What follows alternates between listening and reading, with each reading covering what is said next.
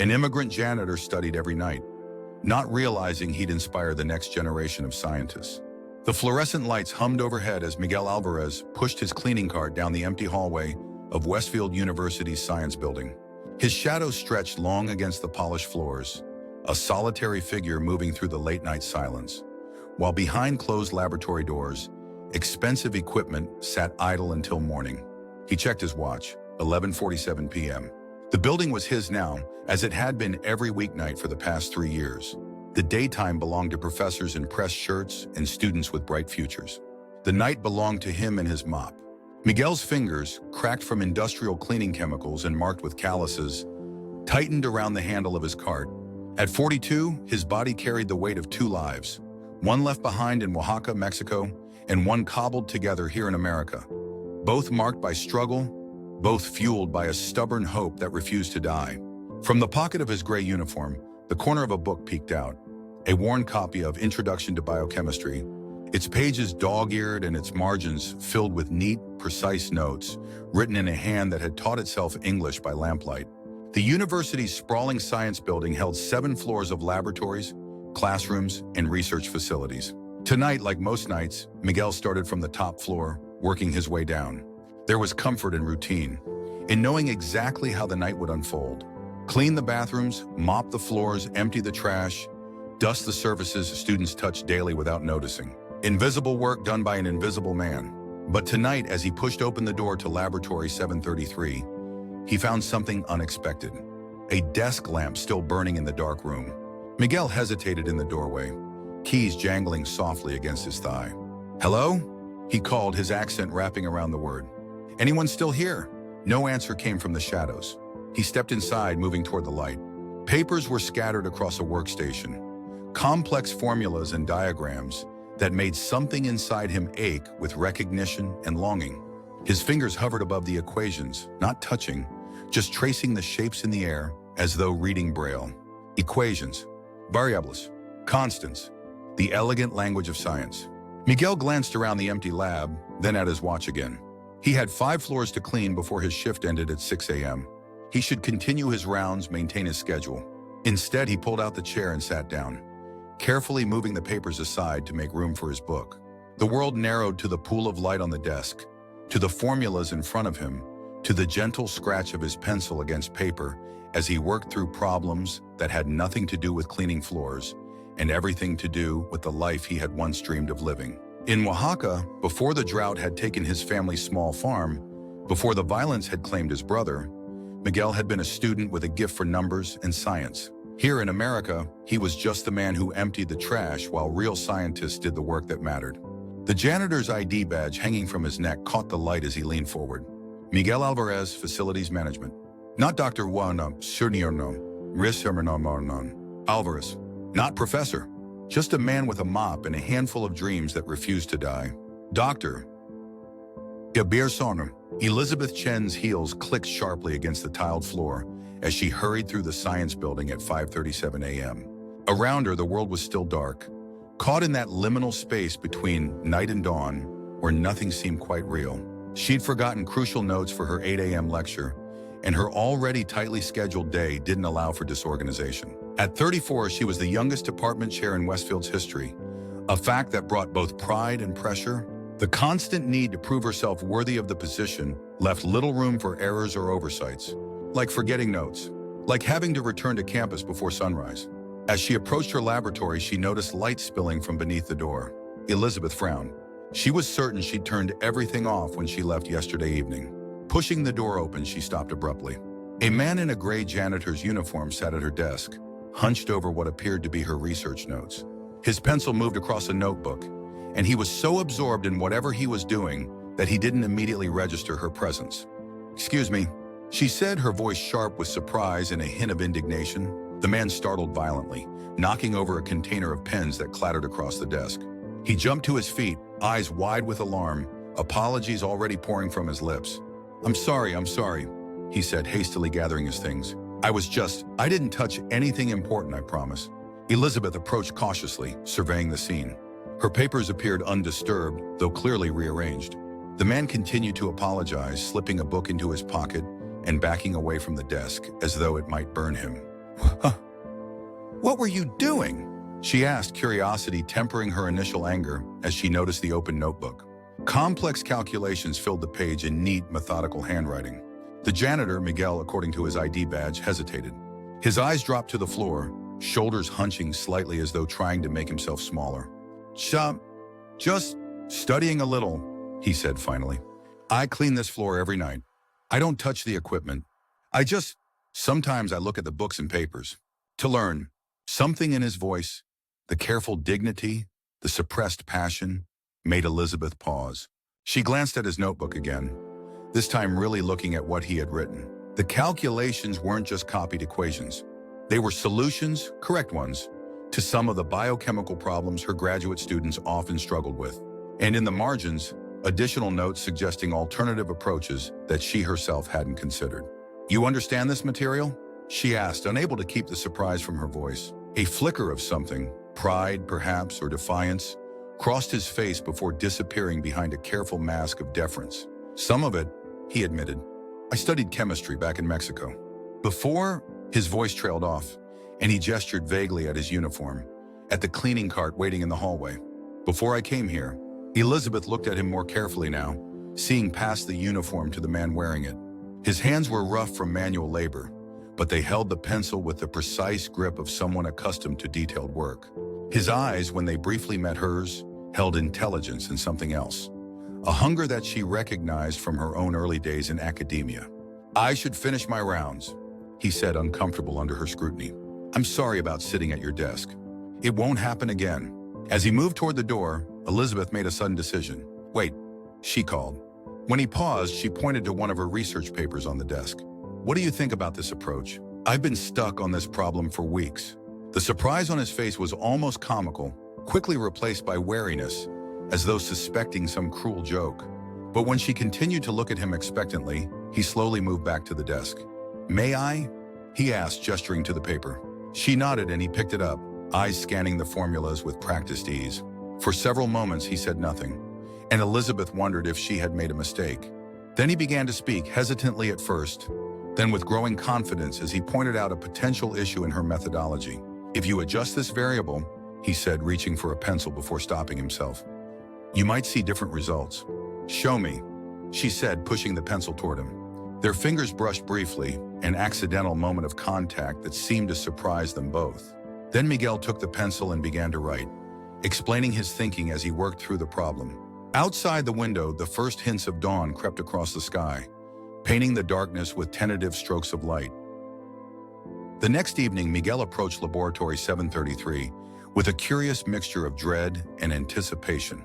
All day, as he tried to sleep in his small apartment with its paper-thin walls and persistent draft, he'd replayed the morning's encounter with Dr. Chen. Had he overstepped? Would there be consequences? Or worse, had he made a mistake in his calculations, proving himself to be exactly what everyone assumed?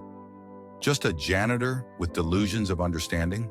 He inserted his master key with a slight tremor in his hands, then pushed the door open. The lab was empty, as expected at this hour. He wheeled his cart inside, prepared to begin his usual cleaning routine, when he spotted something on the desk where he had sat the night before. A stack of books sat neatly arranged beside a folded piece of paper. Miguel approached cautiously, as though the books might disappear if he moved too quickly. The note on top was written in elegant, precise handwriting. These might interest you. Feel free to use the lab to study between 12 to 2 a.m. Just make sure everything is back in place before you leave. Dr. Chen. Miguel stared at the note, reading it 3 times to be certain he understood. His throat tightened unexpectedly, and he blinked rapidly against a sudden burning in his eyes. Beneath the note were 3 advanced biochemistry textbooks and a collection of recent journal articles. He ran his fingers lightly over the book on top, tracing the embossed title. How long had it been since someone had seen him, truly seen him, as something more than the man who cleaned up their messes? That night, after finishing the 7th floor in record time, Miguel returned to Laboratory 733. He sat at the desk, carefully arranged his notebook and pencils, and opened the first book with the reverence of a man handling something precious and fragile. For 2 hours, he lost himself in the elegant complexity of molecular structures and biochemical pathways. When his alarm vibrated at 2 a.m., reminding him to return to his duties, he reluctantly closed the books, arranging everything exactly as he had found it. Before leaving, he hesitated, then pulled a sheet from his notebook. On it, he had worked through one of the problems mentioned in a journal article, suggesting a possible solution to an issue the authors had identified as a direction for future research. He left this paper beside the books, a small offering of gratitude. The next night, his note was gone, replaced by another interesting approach. Have you considered the implications for protein folding? See page 347 in the blue textbook. You see? And so began a curious correspondence. Night after night, Miguel would find new materials, new questions, new challenges waiting for him. Morning after morning, he would leave his responses, his ideas, his questions in return. They rarely saw each other, their schedules intentionally designed to avoid overlap. But in that dark laboratory, illuminated by a single desk lamp, a conversation unfolded between two minds connected by a shared passion for discovery. For Miguel, these midnight hours became a lifeline, a window into the world he had once dreamed of joining. For the first time since coming to America, he allowed himself to remember who he had been before becoming who he was, a student with potential, not just a man with a mop. What he didn't know, couldn't know, was that Elizabeth Chen was sharing his notes, anonymously, with her colleagues and graduate students, his fresh perspectives helping to break through stagnant research problems. Or that she found herself looking forward to his responses with an eagerness that surprised her, waiting each day to see what new insights as she had begun to think of him, might have contributed to their ongoing scientific dialogue. In the third week of their unusual arrangement, Miguel arrived at the lab to find not just books and notes, but an invitation. The department is hosting a lecture tomorrow on enzyme kinetics. Your recent notes suggest you'd find it valuable. 4 p.m., Lecture Hall B. There's a seat saved for you if you can make it. B. Miguel stared at the invitation, excitement quickly giving way to anxiety. Attend a lecture? Sit among students and professors? The thought made his palms sweat. He would be painfully out of place, a gray uniformed janitor among academics. Yet the hunger for knowledge, for connection to the world of ideas he had reluctantly left behind, was stronger than his fear. The next day, Miguel stood outside Lecture Hall B, his uniform exchanged for the best clothes he owned. Clean jeans and a button-down shirt that had seen better days but had been pressed with careful attention. He had requested the evening off, arranging to switch shifts with another janitor for the first time in 3 years.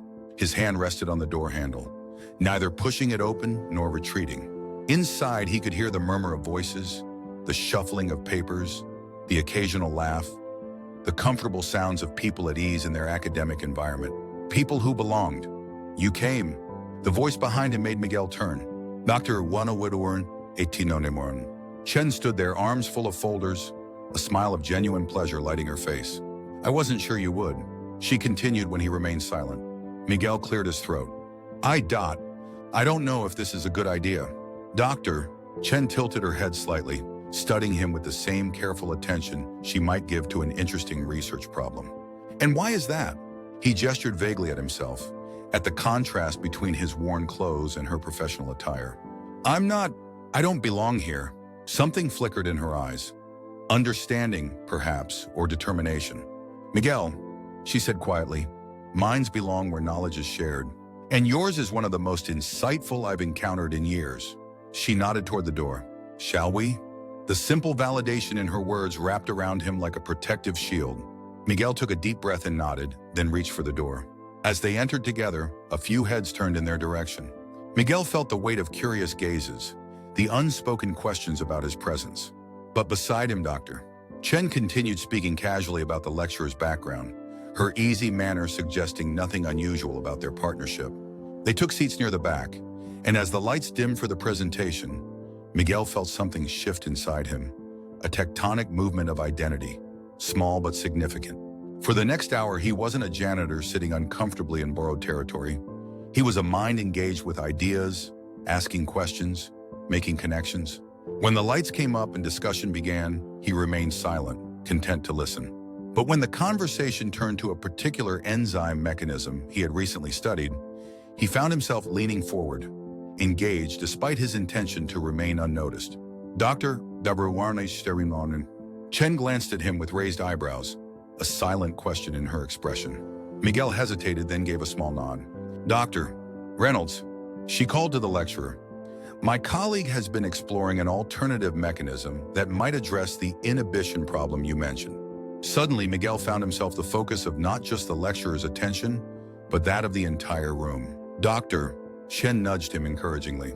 Finding his voice, Miguel began to explain his thinking, tentatively at first, then with growing confidence as the ideas flowed. He sketched diagrams in the air with his hands, the calluses and chemical burns, visible evidence of his other life, even as his words revealed the life of his mind. When he finished, there was a moment of silence before Dr. Reynolds responded with thoughtful questions, engaging with Miguel's ideas as equals in the realm of scientific inquiry.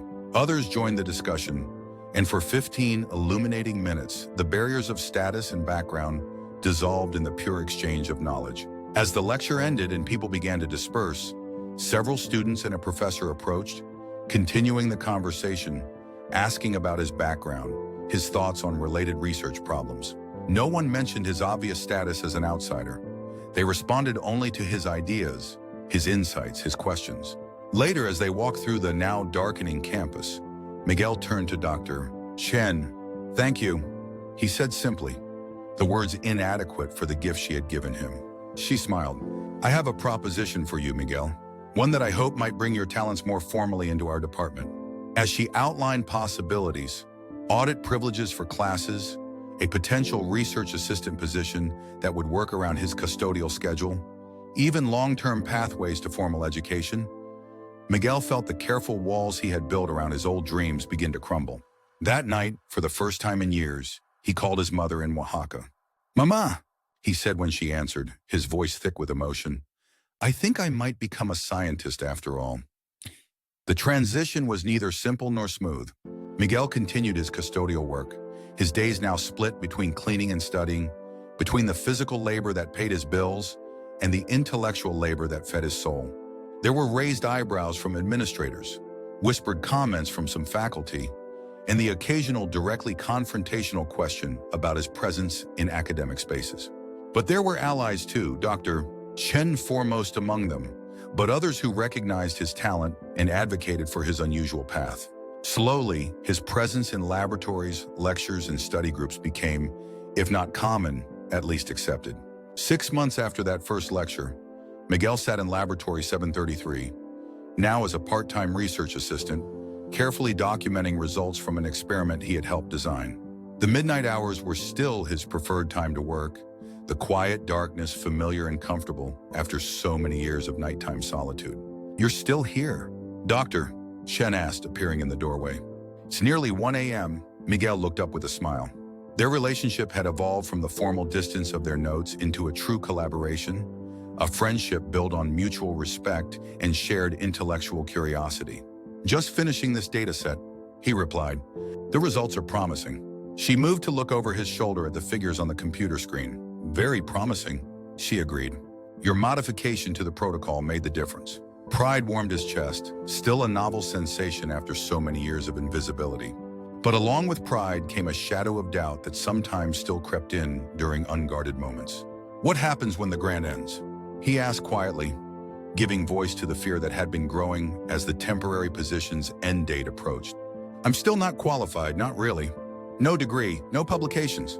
Elizabeth turned to face him directly. "That's what I came to talk to you about, actually. The department has created a new position, research specialist with provisions for continuing education. It would allow you to maintain your work here while completing formal coursework toward a degree." Miguel stared at her, barely daring to hope. "And you think I could, that they would consider me for this?" "Miguel," she said with fond exasperation, "the position was created for you. Your work on the enzyme project has already been submitted for publication, with you as second author. The committee unanimously approved the proposal." She handed him an official letter bearing the university seal. As he read the formal offer, outlining position responsibilities and educational opportunities, something that had been tightly wound inside him for years finally loosened. "I don't know what to say," he managed finally, his voice unsteady. "Say yes," Elizabeth suggested simply, "and then help me prepare for next week's undergraduate laboratory. I've been thinking about how to make enzyme kinetics more engaging for first-year students." As they worked together into the early hours of the morning, plotting experiments and discussing teaching strategies, Miguel realized how profoundly his life had changed in less than a year. From invisible presence to valued colleague, from isolated dreamer to connected mentor. What he couldn't yet see was how his presence was already beginning to change the department itself. How students from non-traditional backgrounds found in him an example of persistence. How his practical problem-solving approaches influenced research methods. How his journey was quietly challenging long-held assumptions about who belonged in scientific spaces. On a bulletin board in the main hallway, a flyer appeared announcing a new mentorship initiative for first-generation college students interested in science careers. At the bottom, a quote from Miguel: "Knowledge doesn't care where you come from. It only matters where you're willing to go for it." 3 years passed in a blur of study, research, teaching, and growth. Miguel continued his dual existence, completing coursework during days, conducting research in evenings, and still occasionally taking custodial shifts when finances required it. The path was never easy, but it was undeniably his. Each step forward earned through determination that impressed even those who had initially doubted him. On a crisp autumn morning, Miguel stood in the back of a large lecture hall, watching as over 200 first-year students filed in for their introductory biochemistry course. Among them was Gabriela Vega, a quiet 18-year-old who reminded Miguel powerfully of himself at that age. Brilliant but hesitant, passionate but uncertain of her place. She had approached him after the first mentorship meeting, shyly explaining that she too came from Oaxaca, that her family had made similar sacrifices for her education, that she feared disappointing them by failing. In her eyes, Miguel had recognized the same hunger, the same fear that had driven his own journey. Now, as Dr. Shen began her lecture, Miguel watched Gabriela take careful notes, her focus intense. Around her sat dozens of other students he had come to know through the mentorship program. Children of immigrants, first-generation college students, young people working multiple jobs to pay tuition, all of them carrying dreams larger than their circumstances might suggest possible. Today, Dr. Chen was saying, we have a special guest lecturer, someone whose research on enzyme kinetics has recently been published in the Journal of Biochemistry, and whose journey to this podium is as instructive as the scientific principles he'll be discussing. She smiled, looking toward the back of the room. "Miguel, would you join me?" A murmur went through the lecture hall as Miguel walked to the front. Some students already knew his story. For others, the revelation that the research assistant, sometimes seen cleaning laboratories, had authored papers they were studying came as a surprise. As he took his place at the podium, Miguel felt a momentary vertigo. The distance between who he had been and who he now was seemed suddenly vast and improbable. His eyes found Gabriela in the crowd, her expression a mixture of surprise and dawning understanding. "Good morning," he began, his accent still present but his voice confident. "My name is Miguel Alvarez. 10 years ago, I crossed the border with a backpack containing clothes, $200, and a chemistry textbook. For the next hour, he wove together scientific principles and personal narrative, explaining enzyme functions while revealing his own transformation from the janitor who had studied by borrowed light to the scientist who now helped illuminate pathways for others. When the lecture ended, students lingered, asking questions not just about biochemistry, but about perseverance, about belonging, about finding paths forward when traditional routes seemed closed. Gabriela waited until the others had gone before approaching the podium. "I didn't know," she said simply, "about your journey, that you began as..." She gestured vaguely, struggling to find words that wouldn't give offense. "As a janitor?" Miguel finished for her with a gentle smile. "It's not something I hide, Gabriela. That work kept me close to science when I couldn't yet be part of it. It taught me patience, attention to detail, the value of maintaining spaces where discovery can happen." She nodded slowly.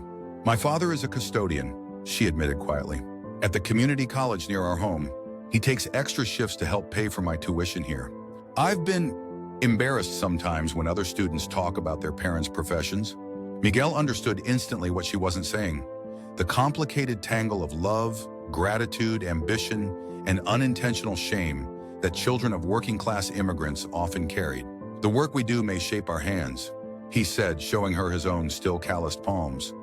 "But it doesn't determine the reach of our minds. Your father's work makes your education possible. There's only dignity in that connection." Something in Gabriela's expression eased, a tension releasing. "I'm struggling with the protein folding concepts," she said after a moment. "I was wondering if the mentorship program has additional study resources." Better than that," Miguel replied. We have a study group tonight in Laboratory 733. Several of us who took non-traditional paths to science will be there. You'd be welcome to join us. As Gabriella left with a lighter step, Dr. Chen approached from where she had been organizing materials for the next class. "You've become quite the teacher," she observed. "That was an excellent lecture." Miguel smiled. "I had a good example to follow."